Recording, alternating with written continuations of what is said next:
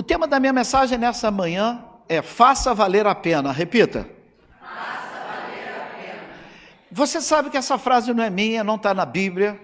Essa frase é de Hollywood, é de um filme de Hollywood que eu quero tocar nesse assunto. Mas eu quero falar, antes de tocar no assunto desse filme, eu queria dizer que o objetivo hoje é unir a abertura do mês da família com o domingo da ceia.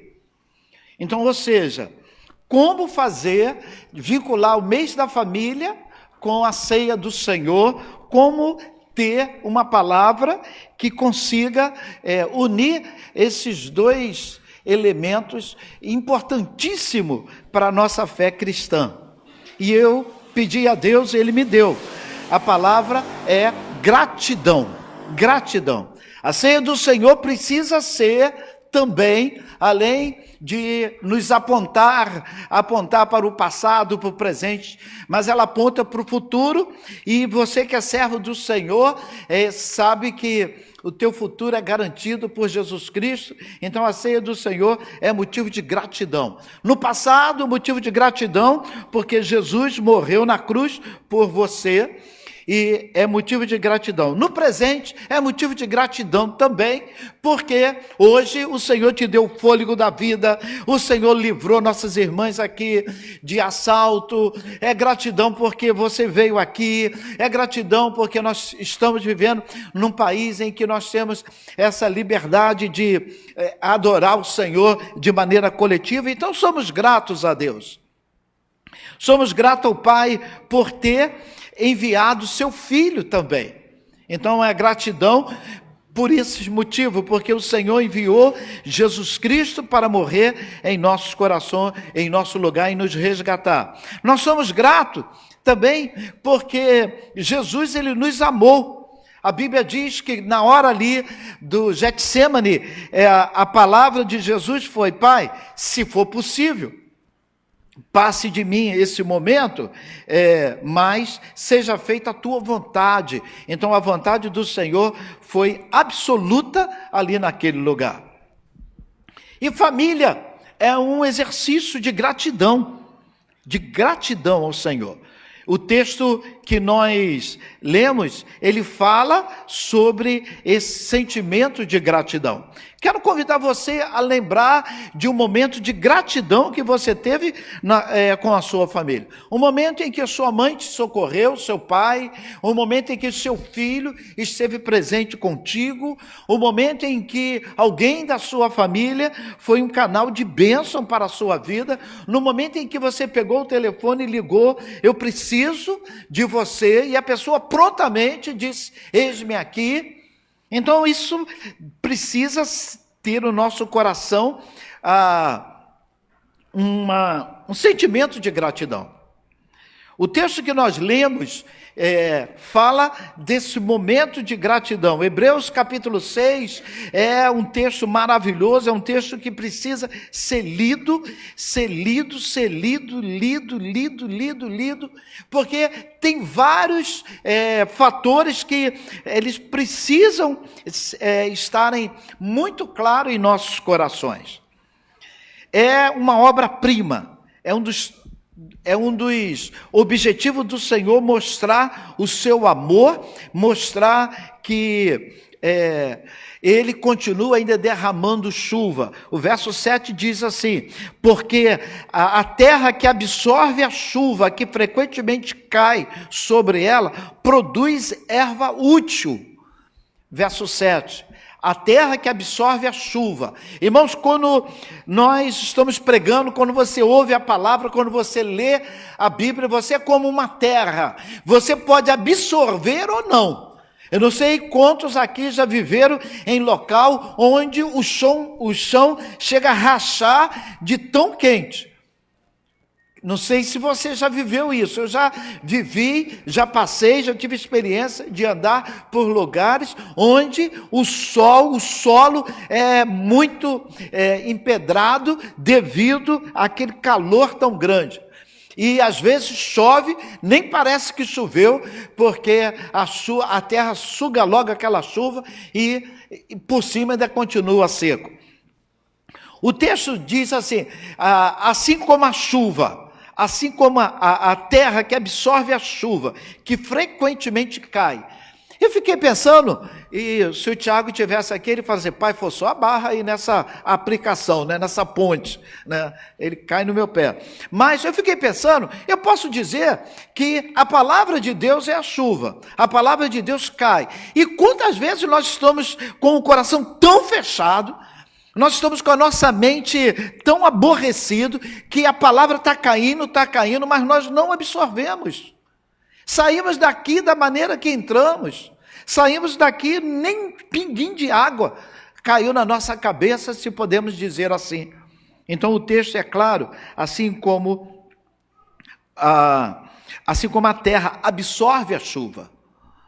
Se a terra não absorvesse a chuva, não teria as sementes, não teria vegetação. Para a terra produzir a vegetação, é necessário ela absorver a chuva. Para que você cresça, para que você produza, para que você não fique com essa cara de maracujá enrugado dentro de casa, é necessário permitir que a água, permitir que a palavra entre no seu coração. É horrível viver num ambiente onde a pessoa está mal-humorada, não tem um sorriso, não tem uma brincadeira. É tão bom quando a casa tem criança, quando você ouve a gargalhada da criança, a criança ela ri por tudo. E como é bom ter uma casa onde existe a alegria. Então, nessa manhã, assim como a chuva cai e a terra absorve, que possamos absorver, que possamos sairmos daqui cheio do Espírito Santo de Deus, amém? Aí a nossa casa vai ser melhor, é como a palavra de Deus vai nos lubrificar, que senão você só vai conseguir ver o lado ruim, o lado pessimista, e é necessário você permitir que o amor de Deus, através de Jesus Cristo, entre no seu coração. Romanos 8,32 diz assim, Romanos 8,32, se Deus não poupou nem o seu próprio filho, o que não fará por nós? É como se Paulo tivesse assim, crente, abre a sua cabeça, ele deu o que era de melhor. O que era de melhor? Era o seu próprio filho, então ele deu. Imagina que amor é esse, Paulo está falando do amor de Deus, ele deu o que era de melhor. Por isso que eu falei que o nosso tema é para que você possa fazer valer a pena, fazer valer a pena. Existe um filme, esse filme é antiguíssimo, já está, acredito, até disponibilizado no YouTube. Quando eu posso falar do filme, outro dia eu fui falar de um filme, a pessoa falou, poxa, o senhor estragou o final do filme, que eu contei o final do filme. Mas esse aí é de 99, então não tem mais spoiler, né? 99, se você não viu ainda, você... Mas é um filme muito interessante, o tema, esse filme ganhou 5 Oscars, é o Resgate do Soldado Ryan. Eu acho que quem não assistiu, levante o braço. Isso. Tá bom. Então você viu que aí, maioria, ou tem aqueles também que não quero nem levantar o braço, pastor. Mas você viu que tem um grupo bem pequeno que não viu. Esse filme fala a história de uma família que tinha, me parece, 4 ou 5 filhos, eu não me lembro. Eu já assisti 2 vezes esse filme. E esse filme, a família, os 4 filhos dessa família, os 3 filhos dessa família morreram na guerra. Os Estados Unidos haviam se aliado para derrubar Hitler e eles mandaram uma família com 4 filhos. Os 3 haviam morrido.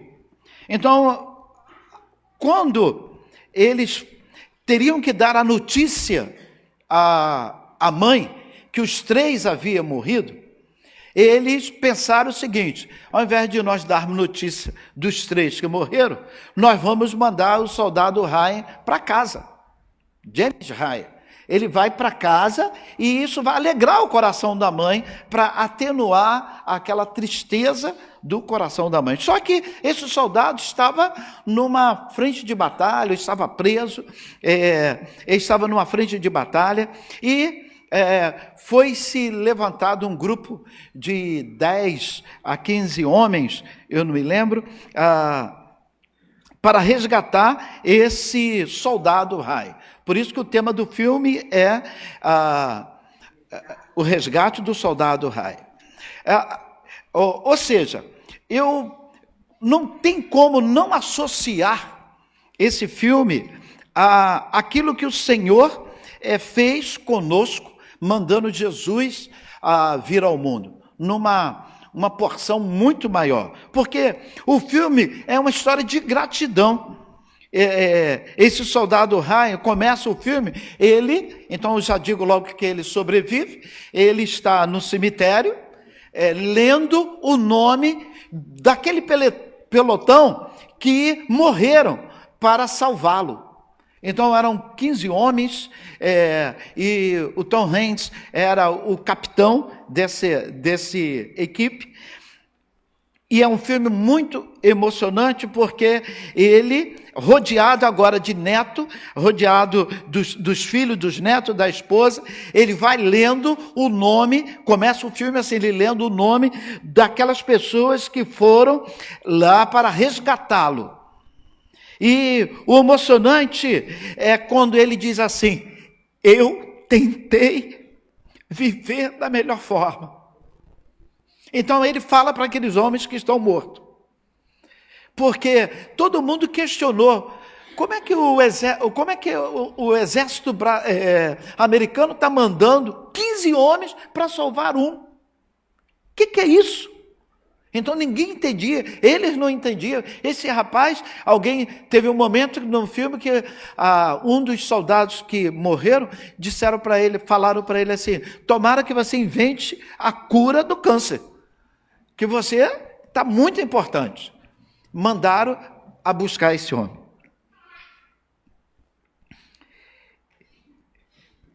Diante daquele cemitério, daqueles homens que morreram para salvar, ele diz assim: eu tentei viver da melhor forma. Eu tentei viver da melhor forma. Ou seja, quando o capitão, o último, acho que foi o último a morrer, todo aquele batalhão morre, o capitão está para morrer, ele puxa o soldado pelo uniforme e fala no ouvido dele: faça valer a pena. Faça valer a pena. Uma tropa toda foi morta por sua causa. Então faça valer a pena. Então, lá no cemitério, ele agora velho, ele diz assim: eu tentei viver da melhor forma. Ou seja, eu honrei os sacrifícios que vocês fizeram. Muitos sacrificaram para que ele fosse salvo. Por isso, o filme começa e termina com o soldado Ryan afirmando: eu tentei viver da melhor forma possível.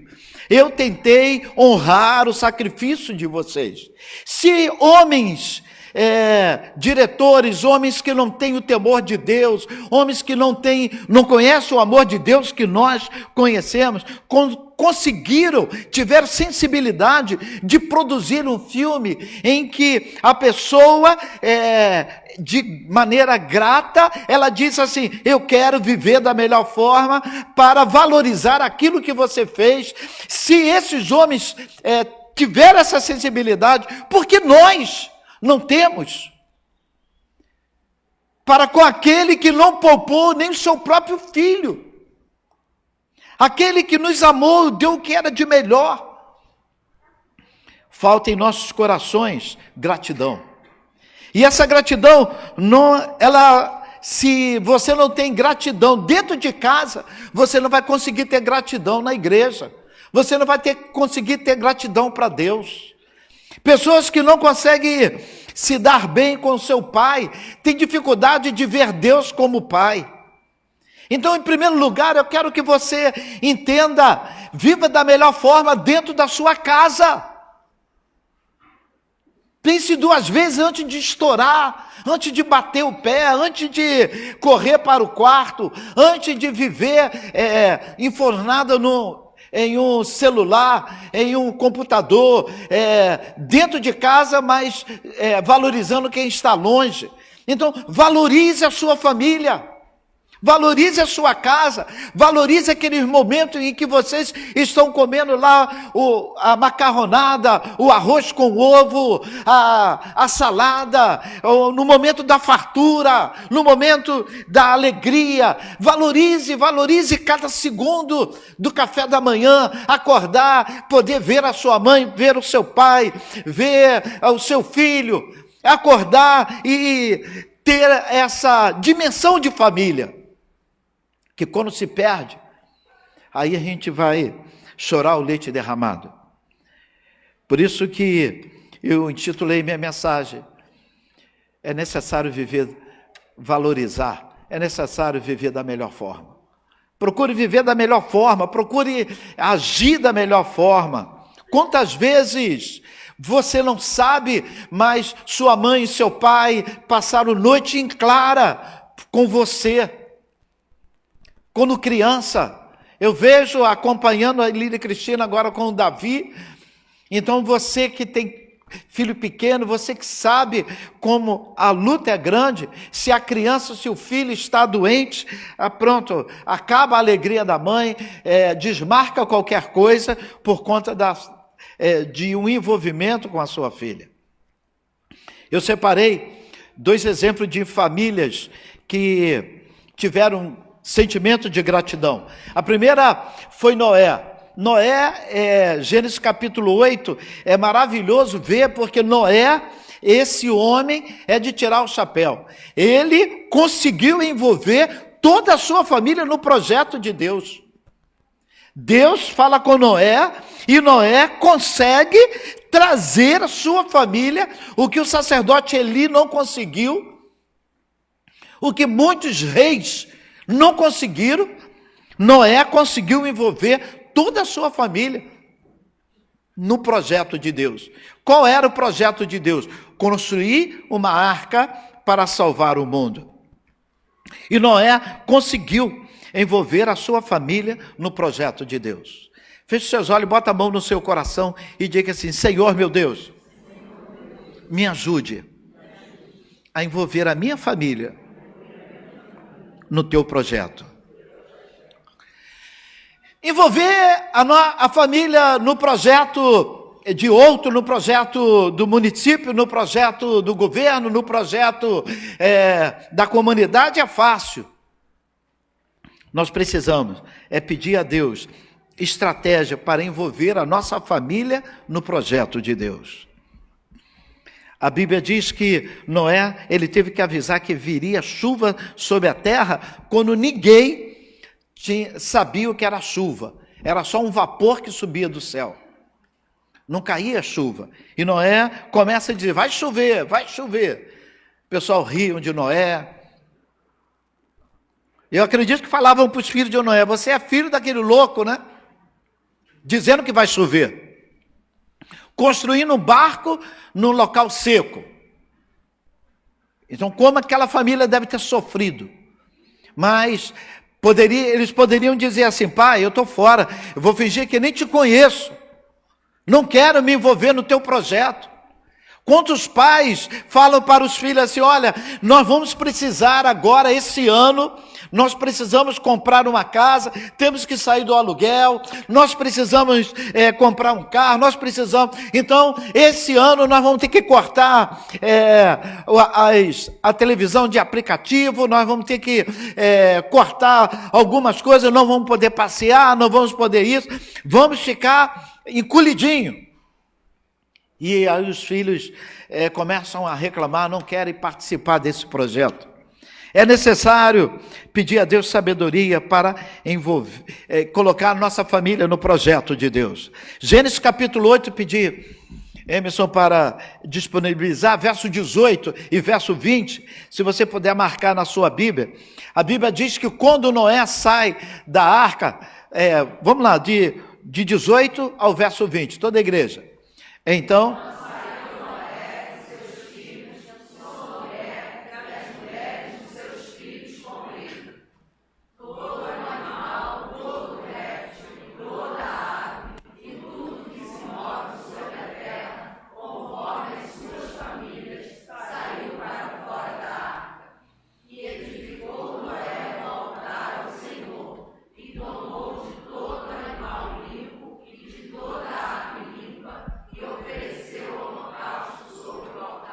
Agora, capítulo 9 do mesmo livro de Gênesis, verso 1.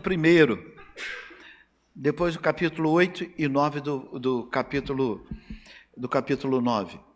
Primeiro 9, verso 1. Toda a igreja, vamos lá.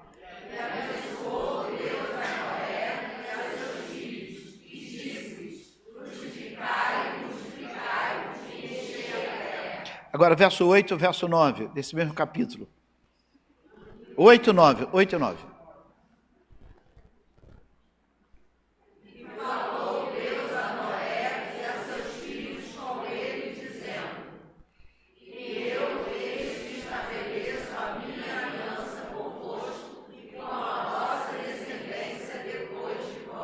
Agora o verso 15. Então me lembrarei da minha aliança, que está entre mim e vós, e entre toda a alma vivente de toda a carne, e as águas não se tornarão mais em dilúvio para destruir toda a carne. Irmão, quando Noé conseguiu botar a família no projeto, quando Noé sai com toda a sua família, toda a família foi abençoada. A bênção recai sobre toda a família. Quando a família foi abençoada porque Noé teve que ter paciência, convencer os filhos a participarem do projeto que Deus havia dado sobre seus ombros. Se você quer ter os seus filhos abençoados, perca tempo explicando que Deus tem um projeto para a sua família. O negócio é que nós estamos deixando a vida nos levar. Nós não temos projeto. O que Deus quer com a sua família? Qual o projeto de Deus para a sua família? Nossa família tem um projeto específico, personalizado por Deus. A Bíblia diz que Noé, ele conseguiu colocar toda a família no projeto de Deus. Toda a família foi. Então, quando a bênção chegou, a bênção foi derramada sobre toda a família. Irmãos, quando eles saem, eles fazem um culto a Deus. O capítulo 8 de Gênesis diz que Deus aspirou. É como se Deus cheirasse aquele culto foi como um aroma suave às narinas de Deus, e Deus começou, por conta daquele culto, a trazer palavra de bênção na vida da família, uma família que faz um culto que nos abençoa até hoje, o culto que a família de Noé prestou, traz bênçãos sobre nossas vidas até hoje. Porque naquele culto Deus falou assim: eu não vou mais destruir a terra. Noé, o culto que você fez agradou o meu coração. Eu estabeleço agora um pacto, eu não vou mais destruir a terra, e eu vou colocar agora o arco-íris, eu vou colocar um arco no céu. Toda vez que eu olhar para aquele arco, eu vou lembrar assim: eu tenho compromisso com as famílias que estão na terra. Se Deus tem um arco no céu, que Ele olha, Ele mesmo optou em fazer isso. Estamos diante de um Deus que não se esquece, um Deus mais para mostrar para nós, cabeçudos que somos, teimosos que somos, que Ele nos ama. Ele disse assim: eu vou colocar um arco-íris, eu vou colocar um sinal no céu, para te dizer que toda vez que eu olhar para esse arco-íris, eu vou lembrar da promessa que eu fiz a você. Então a Bíblia diz que o Senhor colocou um arco-íris, e toda vez que aquele arco-íris aparece, ele diz que ele lembra do compromisso que ele tem com o homem. E como é que surge esse arco-íris, surge esse compromisso? O culto que uma família prestou a Deus. Dentro de casa. Nem casa tinha, estava tudo destruído. Mas a família prestou um culto a Deus. Quando é que a sua família, a última vez que a sua família prestou um culto a Deus? Em segundo lugar, a família de Cornélio. Atos capítulo 10, nós temos um relato maravilhoso. Cornélio, centurião romano, esse homem piedoso, ele orava a Deus, ele intercedia. Esse homem nunca tinha ido à escola bíblica dominical, ninguém ensinou a ele como orava, mas do jeito dele ele orava. Eu não sei como era, a ponto de Deus pegar o Pedro e falar: Pedro, vai lá, ensina esse homem como ora. Esse homem não ficou preocupado em fórmula. Não, ele abria o coração para Deus, ele falava, e a Bíblia diz que esse homem orava, esse homem intercedia. Ele ainda não conhecia o Deus verdadeiro, ele ainda não tinha tido experiência com Jesus Cristo, o Espírito Santo não o tinha visitado. E a Bíblia diz que Deus chama o Pedro e manda para Pedro ir na casa do Cornélio, e toda a família de Cornélio, o Cornélio, quando Pedro chega, toda a família não é só, hoje a gente tem um exemplo de família de 5 pessoas, 6, da Deig é 12, né? Da Deig que falou, 10 pessoas.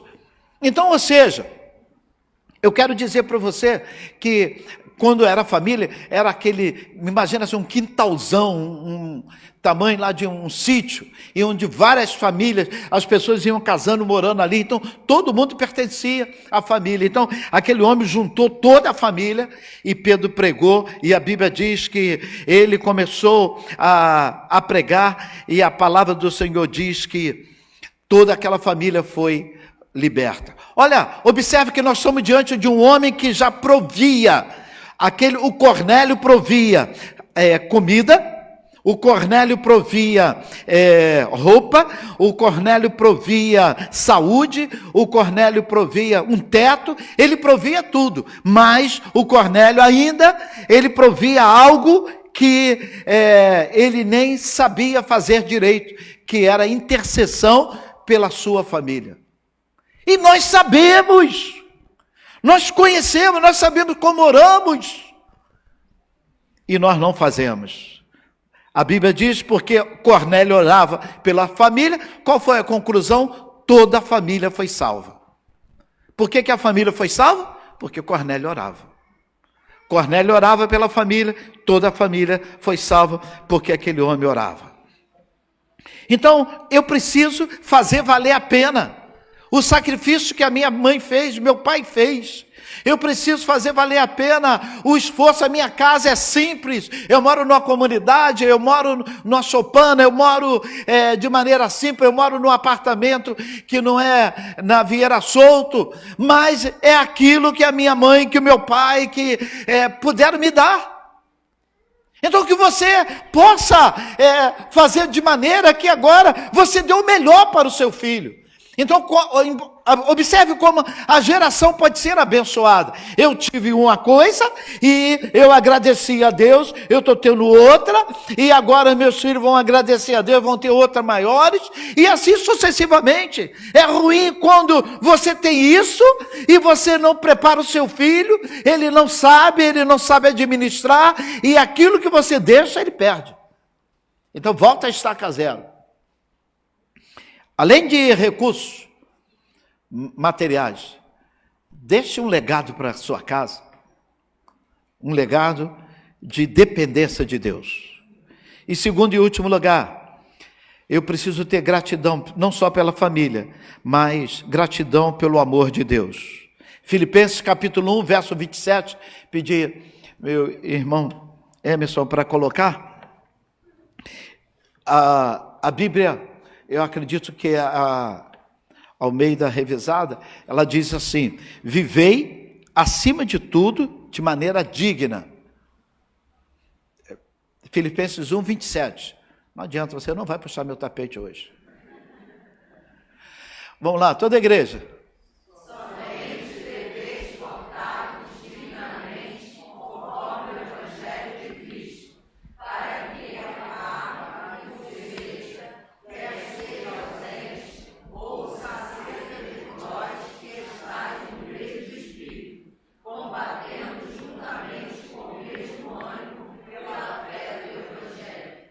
se porte dignamente conforme o Evangelho de Cristo. Se porte dignamente. Então, ou seja, tenha gratidão a Deus. Eu não posso abrir mão de ter esse espírito de gratidão. Viver acima de tudo de maneira digna. Ou seja, faça valer a pena. Repita. Faça valer a pena o sacrifício. Faça valer a pena, viva de maneira digna, honre o sacrifício que Jesus fez na cruz do Calvário. Creio que no passado tínhamos um coração mais gratos ao Pai pela salvação, pregavam mais sobre isso. Tínhamos mais essa pegada. Nós precisamos entender que Deus fez o melhor por cada um de nós. Ele deu o melhor e nós não podemos viver meia boca. Não podemos viver de maneira medíocre. Eu preciso ir além da expectativa. No momento da ceia, faça valer a pena. Derrame seu coração. Pegue o cálice e glorifique ao Pai pelo sangue de Jesus Cristo. Pega o pão e glorifica ao Pai pela a cruz que prendeu o nosso Cristo, o corpo de Cristo que foi dado na cruz do Calvário. Deus nos deu coisas maravilhosas. O Deus que fez o melhor por nós, Ele tem o direito de esperar o melhor de nós. Fique de pé para fingir que está acabando. Para fingir. Tiago 5, verso 7. E eu encerro.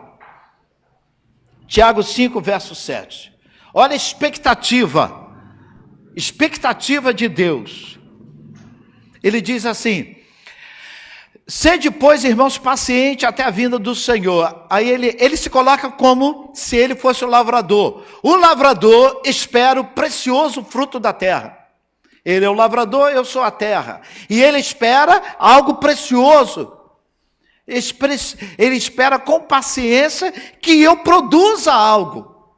O Senhor investe em mim, ninguém investe, faz um investimento por hobby. Se você fez um investimento, é porque você quer ter um lucro. Todo investimento tem como objetivo resultados. E eu encerro com um investimento que Deus fez, que dá um nó na garganta. Isaías 53, verso 11. Diz que foi um penoso trabalho. Não foi fácil. Foi tão difícil que Deus teve que tirar os olhos do filho. No momento em que meu pecado estava sobre Jesus. E já o profeta já declarava, fazia uma profecia. Ele verá o fruto do trabalho da sua alma. Ficará satisfeito com o conhecimento do meu servo. O justo justificará a muitos, porque a iniquidade deles levará sobre si. Só até aí. E verás o fruto do penoso trabalho. E verás o fruto do trabalho da vossa alma, em outras versões. O fruto do trabalho que Deus, do plano de Deus, foi a morte do seu filho. Então foi um alto investimento. Ele deu o seu filho. Para quê? Para ter o prazer de ver o seu filho sendo moído na cruz? Não. Ele fez isso porque ele nos amava. E Ele quer ver o fruto do seu penoso trabalho. Qual é o resultado que nós daremos nessa manhã? Ah, pastor, eu vou cantar no coral. Ah, pastor, eu vou... É muito mais do que ativismo. É muito mais do que atividade na igreja. Atividade na igreja é fruto de uma devoção dentro de casa. Senão, é muito bom ter aqui um coral que... pastor, vai ter que aumentar o altar aqui, porque as varoas... O coral está muito grande. Seria maravilhoso esse problema. E eu encerro, irmão, dizendo o que Jesus disse, que ele vai falar para aqueles que não desistem. Ele diz assim: servo bom e fiel, entra no gozo do seu Senhor. Como eu espero estar diante do Pai e ouvir essas palavras: servo bom e fiel. Quem está me chamando de bom e fiel é o meu Deus, é o Pai. Ele está dizendo assim: entra, entra. Nessa manhã, que consigamos colocar nossos filhos, nossa família, no projeto de Deus. Nessa manhã, que consigamos ter a alegria de, em família, de alegria de ter em família de Deus, não é família terrena, de ter comunhão. Ceia do Senhor é comunhão. Eu não posso tomar a ceia do Senhor de mal com o irmão Wellington. Cadê o Wellington? Está ali. Dê glória a Deus, Wellington. Aleluia, baixinho. Eu quero que você entenda o seguinte: eu preciso ter comunhão. Eu tenho que tirar o óculos e poder olhar no olho do pastor Nelson e dizer: eu te amo, pastor. Mesmo você dando um prejuízo na cozinha da cantina da igreja, mas eu te amo. Verás o fruto do seu penoso trabalho. Meu irmão, é muito bom quando nós não vivemos de demonstração, mas amamos realmente.